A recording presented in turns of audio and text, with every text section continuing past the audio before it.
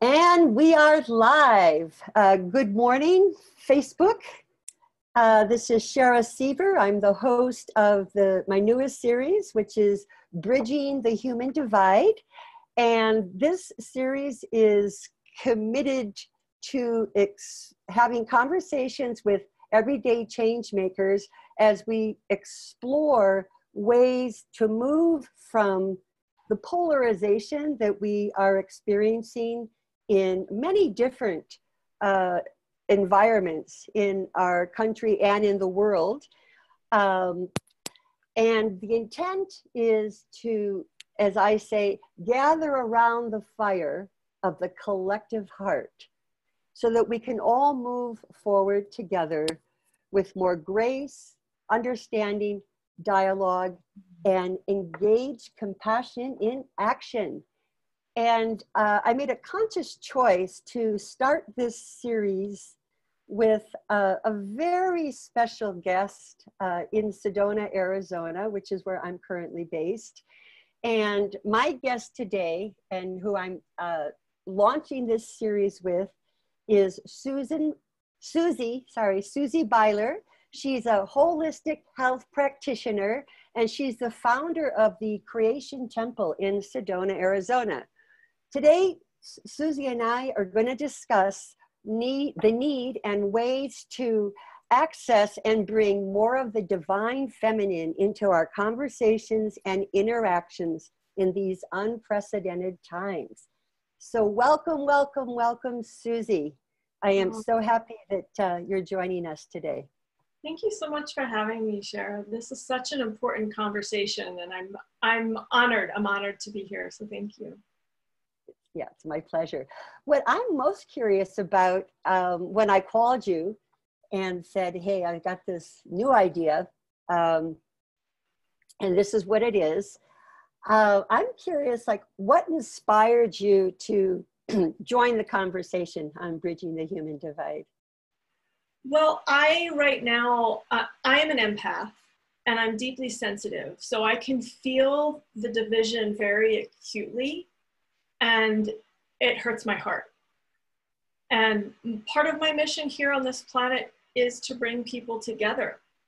And so this degree of polarity that we're experiencing right now, it's really, like, emotionally, it's very challenging for me to witness it and for me to experience it in my own life and with friends and family. And, you know, it's very challenging for me. So I have a lot of passion and a lot of heart for bringing people together and having real, honest, raw, vulnerable conversation that everyone can hopefully relate to so that we can find common ground. I'm very passionate about finding common ground. We can disagree on all sorts of things, but there's always something that you and I will have in common. And I want to find that and focus on that. Yeah, I feel that we come from the same tree. And I love hearing you say that about, let's focus on the commonalities. For me, that's like, let's focus on connecting the heart of humanity, those places where we pulse and breathe together from. Yeah. And I think that's where I remember meeting you was, it actually was here on Facebook, I believe, just the conversations that you and I were engaged in initially when this divide, this polarization was really turning into, a dark, hairy monster, if you don't mind my describing it that way. I really resonated with what you were sharing on Facebook. It's like, let's find those places. And again, I can hear, being an empath, how that personally, I guess that would just really be deepening your personal mission to find ways to depolarize. Who knew it would end up this way? But yes. Yeah, exactly. I've always been in the mindset of transcending polarity. So now that there's even more of it, yeah, it's full on. Yeah, I love that. Yeah. this is a big question, and I think this is a topic of, you know, the human experiment right now. But just as an empath, do you have any sense of what some of the causes of the divide or this polarization that we're experiencing in so many areas of the world, in our workplaces, in our communities, even in our families? I mean, what could be a possible cause? Like, what's the source of this? Yeah, well, inherently we live in a polarity universe. That just means that there's light and dark, light and shadow. That's inherent in our existence in this universe. So this planet is no different. We're going to have the opposite ends of the spectrum. That's just how it works on this planet. Additionally, especially because of what's happening now, there's a lot of fear being projected onto us by a lot of media sources. And people are buying into the fear. I think a lot of people actually are more empathic than they realize, and they're picking up on the fear that's coming through the media, the fear of people around them. So there's just so much fear being blasted at us right now. Oh, the numbers are rising. Oh, this person's doing this and this person's not doing this. And I mean, the fear aspect alone, if you think about, if you're not in fear, you can't be controlled, you can't be manipulated. And whether or not you believe in some grand conspiracy theory or not, you can see that those people who are in fear, and not everyone is, but those people who are, have a much greater ability to be manipulated and controlled, and that fear perpetuated. One of the things that I channel an energy called Prime Creator, and one of the things that Prime Creator was describing with this whole experience right now is that it was set in motion, but right now we as the collective are perpetuating it. This whole thing could be done tomorrow if everyone got out of fear. It would be done. And the reason the polarity keeps expanding and amplifying is because some of us continue to engage with the fear. I'm so much in agreement with you on that. Yeah, I've had several different conversations on this topic, and I've always also been interviewed about it. And fear, it's at the foundation of the division. It seems we continue to go back to that topic of fear, not just the external fear, but that external fear actually feeds on, you know, our as human beings, an inner insecurity, that inner fear, that self-doubt, the scared inner child, the scared little girl or little boy. We all have unhealed parts of ourselves that this experience right now is triggering massively. We all have an unhealed inner child. We all have an unintegrated ego. And the ego does not like change. So right now where change is being forced upon us, the ego doesn't know what to do with that, but to battle itself, unless it's, you know, unless you have an integrated ego. There's a battle going on internally in every one of us. And that amplifies the polarity as well. Absolutely. I love that you're sharing this. I've sometimes have framed this as, you know, the inner battle that an adolescent would have.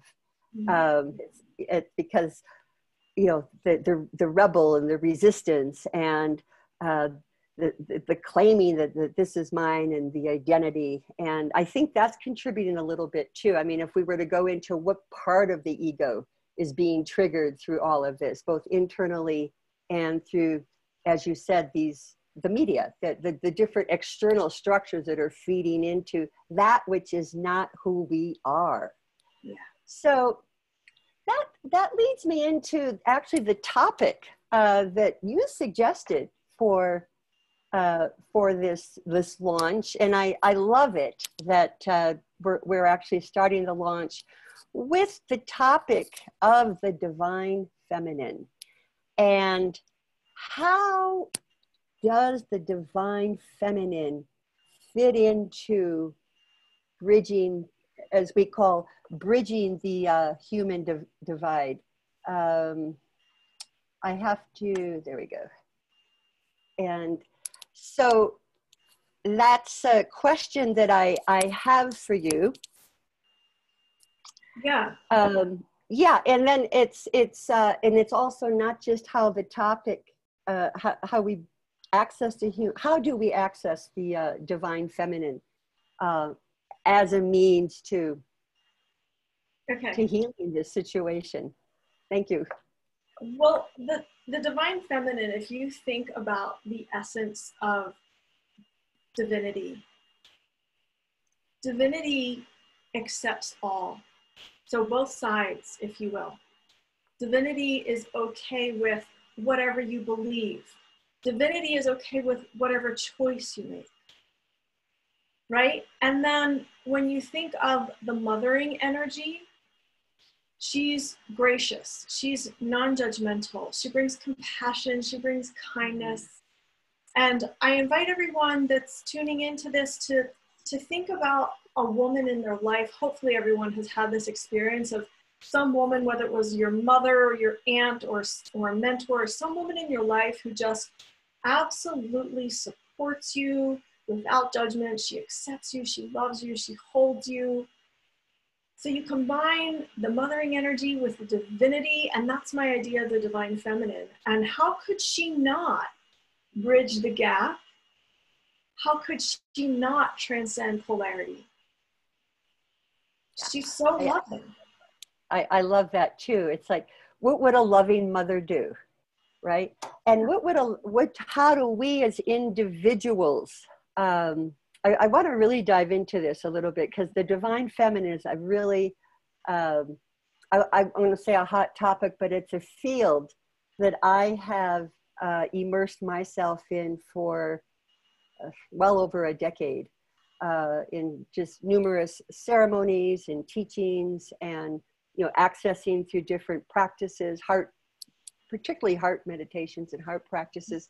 So I really want to help people understand even more about the presence of the divine feminine, and just on a more of a collective, in a more of a collective field, and how like tapping into divine feminine and accessing divine feminine, how can this help the fear? Not just the internal fear, but how can we neutralize, or as I, depolarize the fear that you've explained is coming in from so many different areas? I'd love to really explore this more, this divine feminine, and how she really is she's our ally. Yeah, for sure. I mean, can you just imagine if you started to put into practice acceptance of everyone and acceptance of every perspective and every point of view? If you stop judging other people, can you imagine what your experience would be like, and then the collective experience as a whole? I mean, it's really quite simple. It's not complicated. It's really not complicated. But the problem is, as we said before, we all have unhealed parts of ourselves that are being triggered right now and that are in reactivity. So it starts within. It starts with accepting yourself. It starts with bringing that divine mother energy to yourself. And you can just think about, if you have a child, or if you have a pet, or even if you have a plant, I'm a plant person, think about the unconditional love you have for your child or your pet. And that you can feel it when you start to think about it. You can feel it, and men can do this too. Imagine that you're holding your baby in your arms, or your pet in your arms, and that love that starts to generate within your heart. And then what you do is you turn that back in on yourself. And you just pour all that love into yourself. Oh, I love you, Susie. I love you, little Susie. And I've done a ton of inner child healing with myself. And so I think of myself, depending on what's being triggered, I think of myself at different ages. And so I hold my little 10-year-old Susie and I just give her a big hug. Or I pick up my little 2-year-old Susie and I carry her around with me. and I'm just soothing her and loving her. Can you imagine if everyone did that, Shera? If everyone on the planet did that for themselves, how healed we would be, and there would be no need to criticize other people's perspectives or points of view. Yeah, absolutely. And like you, I've done a lot of this kind of personal work. And again, I want to go even deeper. So we're here in the City of Light, right? In City of Lights here in Sedona. So, you know, having this kind of conversation about divine feminine and, you know, unconditional love and healing the inner child and having these conversations. This is everyday conversation here in Sedona. I want to, again, even bridge the divide in our conversation. How could someone who's, you know, leading an organization, it could be a community organization, a civic organization, even their own company, and how can we help them? Maybe you have some examples. How can we help them access a few tools that bring them into the divine feminine within themselves? Because I think this is what you're sharing, that we can access that peace, that expansion, that unconditional love, and that connection with, there's a divine feminine collective field that is available to us to access as well. And I'm wondering if you could comment a bit on just, you know, someone in their everyday life that doesn't have the, didn't make the choice to be in Sedona at this moment, how we can help them access the divine. You can do this anywhere. You don't have to be in Sedona, obviously. Yeah, exactly. But I think right now is a really important time for people in leadership that have communities that they're facilitating to focus on people's skills, to focus on people's strengths, to focus on what's working within your culture and within your community, and to bring more energy to that, because there are so many things that aren't working right now. Okay, we are addressing those, we're going to address those, but let's first bring the focus into what's working. What skills do people bring to the table? What successes are we having? And this isn't necessarily a divine feminine thing, but to bring the energy to those things so that that can expand and that can be amplified, and to celebrate. Right now, you know, there's not a lot of celebration going around. So to celebrate when your culture or company has a success, to celebrate when someone within your community has a success, and to bring those types of energies back. Yeah, I really love that reminder of celebration, which is such a foundational, fundamental activity of life among humans. I mean, life is a celebration. I know that you, with your practices, Susie, that you actually see clients and help clients. I'm wondering if you have, and of course we keep it confidential, but if you have any examples of how you have used accessing the divine feminine with your clients, and, you know, again, along this theme of bridging the human divide. Just any stories to share so we could ground this in a little bit more. Yeah, I'll just share something non-specific. I facilitate a lot of inner child healing work. And so one of the things that I've had to learn as a facilitator, I'm very fiery and I get straight to the point. I cut to the chase. And one of the things I had to learn was to listen, because as an intuitive and an empath, I get the energy right away. I don't need 20 minutes of you telling me what's happened for me to get the energy. But it's very therapeutic for my client to be heard, to be felt, to be seen. And so the divine feminine takes a step back, she opens the container and she listens. And so a lot of inner child healing is just listening and modeling to people that I feel them, I hear them, I see them, and then they can learn to listen to themselves. And they can learn to hear and see and feel themselves, because that's what's really needed for healing. They don't even need me. I'm just teaching them how to do it. And that's what the divine feminine does. You think about what a good mother will teach their child how to be successful in this world. She doesn't try to be the mother the whole lifetime. She gives the child the skills and the tools to do it on their own. And so that's really the focus of my work, is teaching people how to do it for themselves, giving them the tools and the skills. Yeah, I really love that. And, I'm just visualizing again, because my audience is quite diverse here. So I'm visualizing again, a high-powered leader responsible for the welfare of a lot of people. And I want to use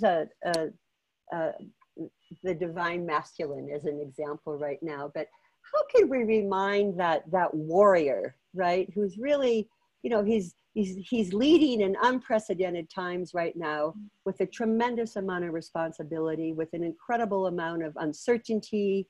And how can we help, we'll just start with our male leadership. How can we help our male leadership access the divine feminine just in very subtle ways, so that they too can be part of this bridging the human divide? Yeah. Oh, what a beautiful question, Shera. Thank you. Yeah. I think a lot of it has to do with being soft and gentle with them, offering our own divine feminine to them so that they can be nourished and that they can land in a place within themselves that they can access both their divine masculine and divine feminine. A lot of people don't know what it is to be with the divine feminine. A lot of people don't have a balanced polarization of the divine masculine and divine feminine. Maybe they're really far on one end of the spectrum, male or female, doesn't matter. But thank you. Could you talk a little bit more about that? Because I know that this is actually one of your one of your superpowers, if we could say that, in your work, is that that balancing of this divine feminine and divine masculine. Yeah. And bridging a divide, well, what we're talking about is a balance. And Yeah. we're talking on a very elemental flavor, very elemental level right now. So a little bit more, if you could, just share with us how we can do that, regardless of our gender identification. Yeah. Go ahead. Thank you. It has so much to do with knowing ourselves. Most people don't actually know themselves. They don't know their own rhythms. They don't know their own energy. They don't know what they like or what they want or what they desire. So it starts there. It starts with that journey of getting to know ourselves. And then we can begin to see, where do I land in my masculine and where do I do things from my feminine energy? The reason I know what I know about the divine feminine is because most of my life I was in an unhealthy masculine energy. And when I realized what was going on, I was like, I need to balance these polarities. And so I really dove deep into the feminine side of things. And now I have a sense within me, when is it called for the divine feminine to show up? When is it called for the divine masculine to show up? And honestly, when they're so integrated, it's not like you're consciously choosing which one you're going to pull out of your tool belt. It's a natural expression that comes from you. And that's the most beautiful part, in my opinion, when you can bring the compassionate, loving, divine feminine and the, really centered, strong boundaries of the divine masculine. That's powerful. Yeah. Did I answer your question? You did, and I want to go deeper because it's such a great, it's such a wonderful topic. So I heard you say one thing that you personally have had these experiences where you were out of balance, and you called it a toxic masculine. And I'm wondering if, again, we're not talking, this is not a battle of men, woman, we're in an archetypal conversation right now, but I'm wondering if toxic divine, or not toxic divine, but if toxic masculine is, we went back to the causes, we went into that fear, that's the fear, external and internal. That's what's creating the separation, the division, the polarization on multiple levels. I'm wondering if also the, as you said, what is toxic masculine? Maybe that's the question I'm trying to get to. What is toxic masculine? Well, I'll say it this way. I experience it as an unbalanced masculine energy. Okay. When the masculine is expressing in a way that does not honor itself and another, then it becomes toxic. And I know that's a bit generic, but I really want to be gentle around this topic because that term is thrown out there a lot. And I'm just a little like, I really want to honor our men who are doing amazing and who are doing their best and who are still trying to find themselves. I really want to honor that and not bring too much, negativity towards that. Yeah, we don't want to create more polarization in the conversation. That's the opposite of the intent here. So I understand that. It's just, if we can really just understand who we are, honor who we are, and I'll take give an care example. If you like, I'll give an example. Yes, please. Men who go into the military, and I want to preface this and saying, I'm not saying that all men who have been in the military or who are in the military are toxic masculine. I'm not saying that. But there is a subset of men who go into the military. They're pumped full of vaccinations. They're going through this rigorous process of being told exactly what to do. They are not supposed to, almost by definition, they're not supposed to have their own sense of self because they are in service to a specific objective. That's it. And so oftentimes, some of these men lose their sense of who they truly are. And then when they come out into the world, they've completed their service, they come back into the world, they do not know how to interact in a way that honors others' perspectives, others' opinions, other points of view, etc. And that is very toxic to a community that wants to work in harmony. And it's not any fault of theirs. It's literally what they were in training to do.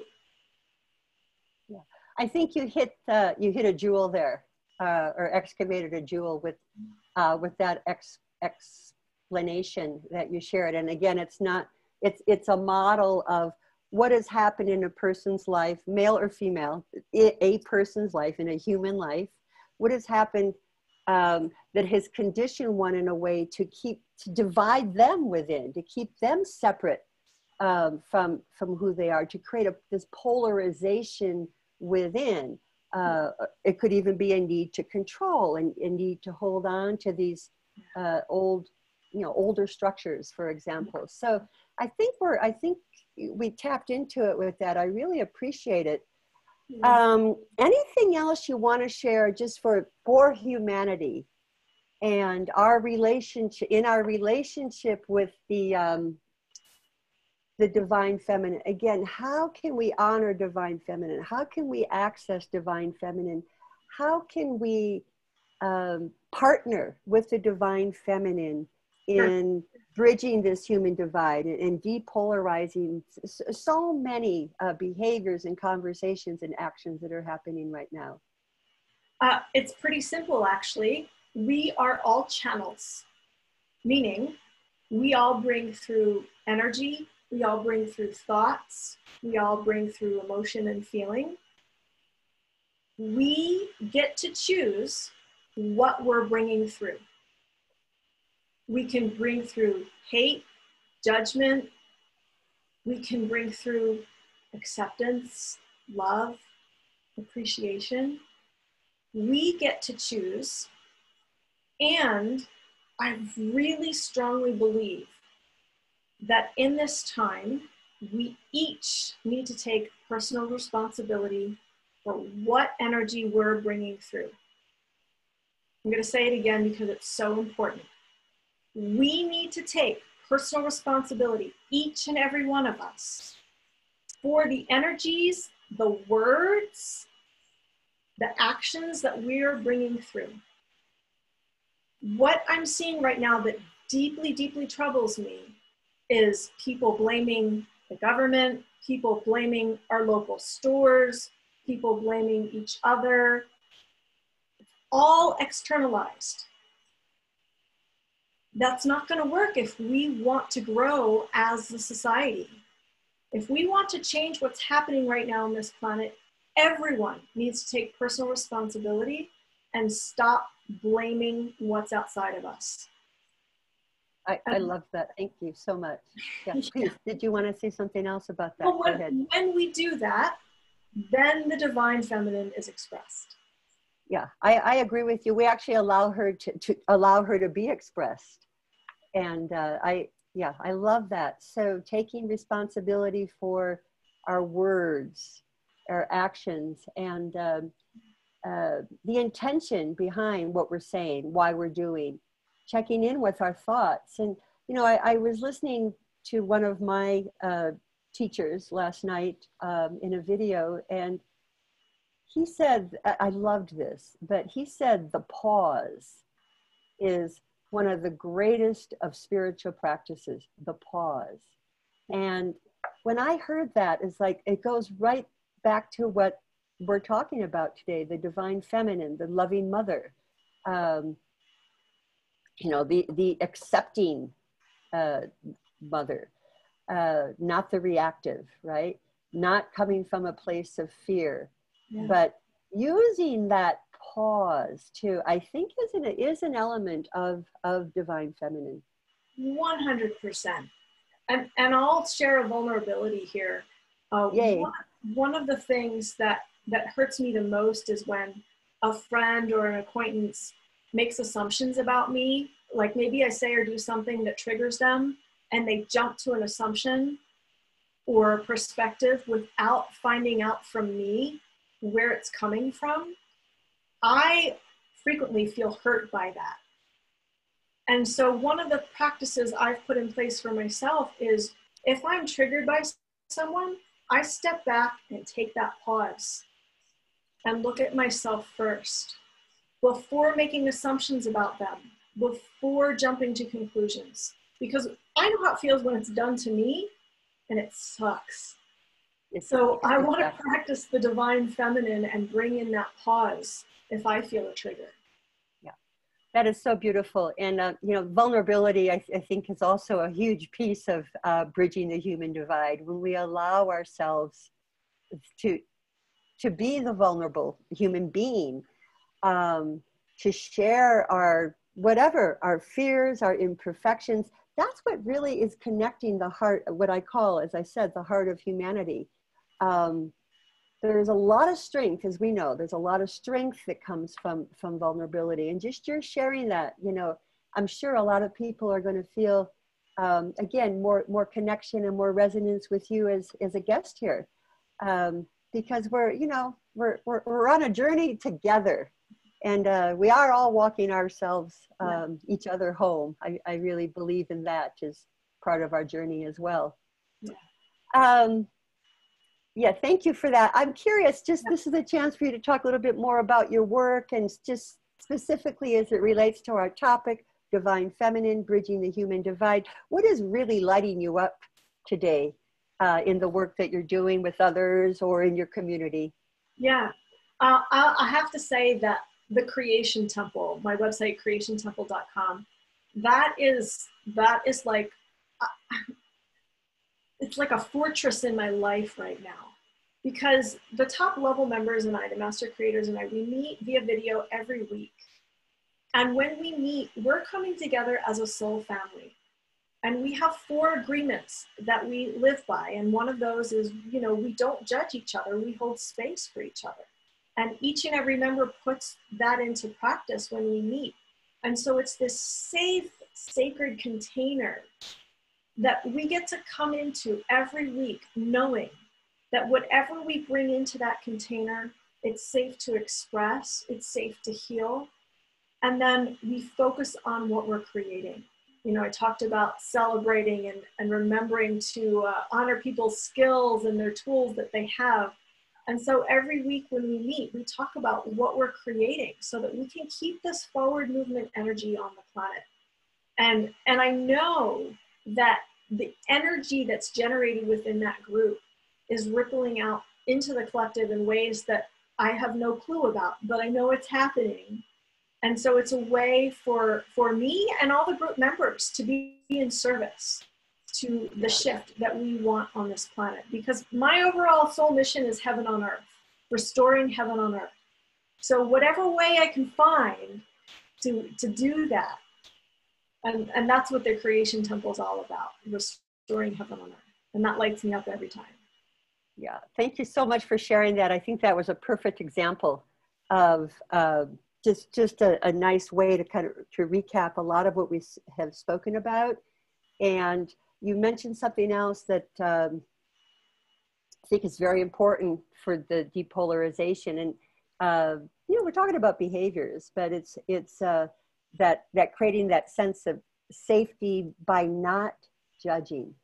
Yeah. And I mean, and we all do it as human beings. So again, catching ourselves when we're doing something like that. These are first steps. I mean, these are elemental steps in, you know, in depolarizing very, very, very complex situations. You mentioned the non-judging, the being curious, allowing this emergence of yet to be revealed creativity and manifestation in, I'm going to just call it the collective field, or even, I like to go a little bit further and call it collective heart intelligence. And that's a conversation we'll have further in this series.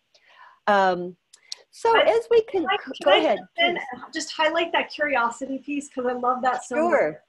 Yeah, absolutely. I'm just a naturally curious person. And I want to understand your point of view. And that doesn't mean that I'm not strong in who I am. It's just that I'm open and I'm willing to learn. And I think that is a very important quality to bring to the table right now on social media, in our conversations. Again, that listening piece and being curious. Well, why are you feeling this way? Why do you have this point of view? What got you there? Really to have that innate curiosity to bring understanding to the conversation, I think is key. Yeah. Thank you so much. I'm also cultivating curiosity is something that I've spoken on and taught in the past too. Is like, how do we do that? Why do we do that? Why it's important? And I so agree with you on that. I just love it. So to reach you, Susie, we would do that through the creationtemple.com. Is that correct? Just creationtemple.com. And there's a contact page on there. If you want to reach out to me, you can find me there. Okay, fabulous. And then we'll also have this interview posted in different places on Facebook and on YouTube. And I also just wanted to mention what's coming up here with Bridging the Human Divide. This is just our introduction. We chose the Divine Feminine as a soft, gentle topic to lead into the series. Coming up following Wednesdays, I'm going to be introducing leaders that are involved in the social justice system. That's Justin Sinestra here from Sedona. I'm interviewing Charlie Ryback back in the San Francisco Bay Area, whose organization called Beyond Polarization works with families in bridging the divide. I've got another wonderful guest called Anna Holub, who's now up in the Pacific Northwest. She's the author of Freedom and Forgiveness. She's done incredible mediation work throughout the world. Samantha Sweetwater is another guest of ours who's quite known in the transformative festival communities, and many more. So please go to Igniting the Spark on Facebook to see our full lineup. And there will also be another series of just recorded interviews with guests. So Susie, I'm so, so happy and so honored that you decided to join us and launch this latest social experiment with me right here in Sedona. And I just wish you many, many blessings to all the people that you are sharing your mission with, so that we can once again become a caring, compassionate, understanding, and curious society that's moving forward together. Thank you, Shera. Anything else? Yeah.